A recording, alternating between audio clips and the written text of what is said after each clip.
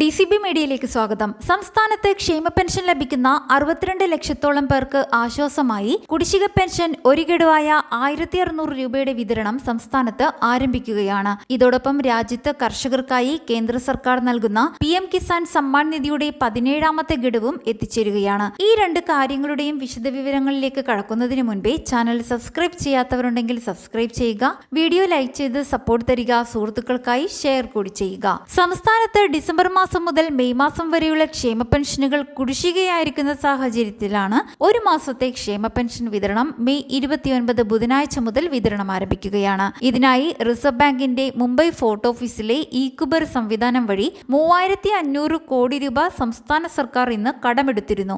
ഇതിൽ നിന്ന് 900 കോടി രൂപയെടുത്താണ് നാളെ മുതൽ ഡിസംബർ മാസ കുടിശ്ശികയായ 1600 രൂപയുടെ വിതരണം ആരംഭിക്കുന്നത്. മസ്റ്ററിംഗ് പൂർത്തിയാക്കിയ എല്ലാവർക്കും നാളെ മുതൽ വിതരണം ആരംഭിക്കുന്ന പെൻഷൻ ലഭിക്കുന്നതാണ്. നാളെ ആദ്യം ബാങ്ക് അക്കൗണ്ടുകളിലേക്ക് പെൻഷൻ തുക എത്തുന്നവർക്കാണ് 1600 രൂപ വീതം എത്തിച്ചേരുക.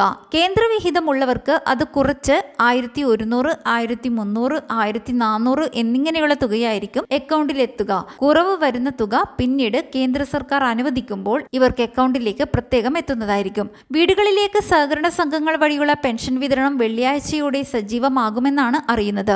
ഏകദേശം 10 ദിവസം വരെ വീടുകളിലേക്കുള്ള പെൻഷൻ വിതരണം പൂർത്തിയാകുവാൻ എടുക്കാറുണ്ട്.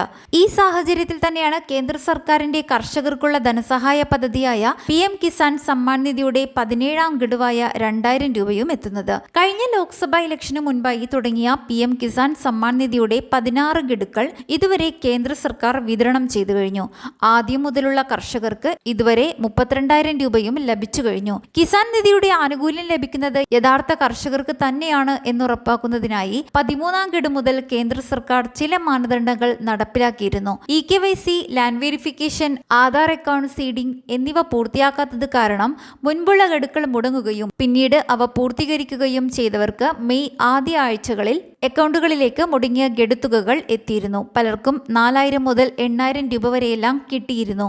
ഇപ്പോൾ വരുവാൻ പോകുന്നത് 2024 ഏപ്രിൽ, മെയ്, ജൂൺ, ജൂലൈ മാസങ്ങളിലെ തുകയായ 17ാം ഗഡുവാണ്. തെരഞ്ഞെടുപ്പ് പെരുമാറ്റച്ചട്ടം നിലനിൽക്കുന്നതിനാലാണ് ജൂൺ 4ാം തീയതി വരെ ഇതിന്റെ വിതരണം ഉണ്ടാകാതെ പോയത്.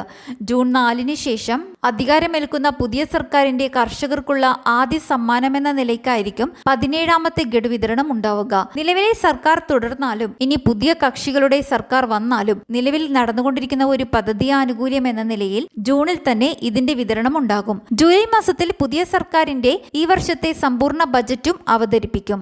അതിൽ PM കിസാൻ നിധി വഴി നിലവിൽ ഒരു വർഷം ലഭിക്കുന്ന 6000 രൂപ എന്നത് വർദ്ധിപ്പിക്കുവാൻ സാധ്യതയുണ്ട്. നിലവിലെ ഗഡുത്തുകയായ 2000 രൂപ എന്നത് 2500 രൂപയാക്കുക, അല്ലെങ്കിൽ വർഷത്തിൽ 3 ഗഡു എന്നത് 4 ഗഡുക്കളാക്കുക തുടങ്ങിയവയിൽ എന്തെങ്കിലും ഒന്നായിരിക്കും നടപ്പിൽ വരുവാൻ സാധ്യത.